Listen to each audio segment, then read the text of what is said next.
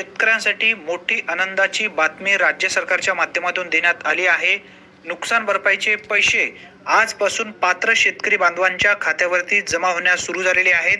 कोणकोणत्या जिल्ह्यातील शेतकऱ्यांच्या खात्यावरती ही रक्कम वितरित केली जाणार आहे याबद्दलची पूर्ण माहिती आपण या ठिकाणी समजून घेणार आहोत। मित्रांनो, नैसर्गिक आपत्तीग्रस्त 5,30,000 शेतकऱ्यांना 535 कोटी रुपयांची पीक नुकसान भरपाई या ठिकाणी देण्यात आली आहे, अशी माहिती मदत व पुनर्वसन मंत्री मकरंद जाधव पाटील यांच्या माध्यमातून स्पष्टपणे देण्यात आली आहे। हे पैसे पात्र शेतकरी बांधवांच्या खात्यावरती कशा स्वरूपामध्ये जमा होणार आहेत याबद्दलची माहिती समजून घ्या।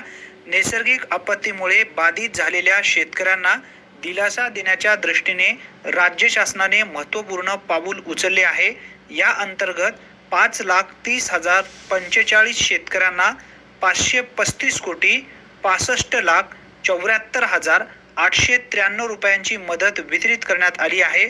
मदतीची ही रक्कम थेट आपत्तीग्रस्त लाभार्थी शेतकऱ्यांच्या बँक खात्यात जमा करण्यात आली असल्याची माहिती मदत व पुनर्वसन मंत्री मकरंद जाधव पाटील यांच्या माध्यमातून देण्यात आली आहे। पुढे पहा, नैसर्गिक आपत्तीमुळे बाधित झालेल्या शेतकऱ्यांना दिलासा देण्यास शासन नेहमीच प्राधान्य देत असून विविध नैसर्गिक आपत्तीमुळे बाधित झालेल्या शेती पिके नुकसानीपोटी मार्च 2023 पासून 9,307 कोटी रुपये इतकी रक्कम डीबीटी द्वारे शेतकऱ्यांच्या आधार संलग्न बँक खात्यामध्ये थेट जमा करण्यात आली आहे।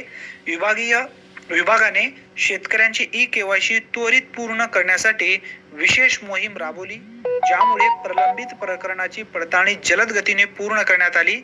या धोरणात्मक उपक्रमामुळे बाधित शेतकऱ्यांना तात्काळ मदत वितरित करणे शक्य झाले असल्याची माहिती जाधव पाटील यांनी दिली आहे।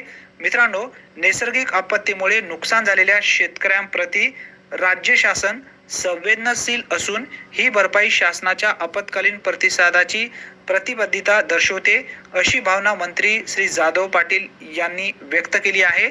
आता या ठिकाणी सांगण्यात आलेलं आहे कोणकोणत्या विभागाचे हे पैसे कोणत्या जिल्ह्यासाठी आलेले आहेत हे पाहून घ्या।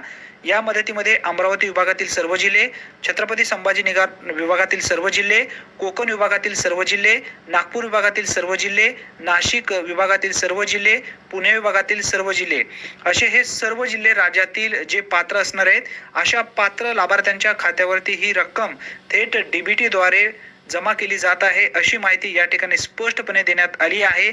ही रक्कम संबंधित शेतकऱ्यांच्या आधार संलग्न खात्यावर जमा करण्यात येत आहे, असा उल्लेख स्पष्टपणे करण्यात आलेला आहे।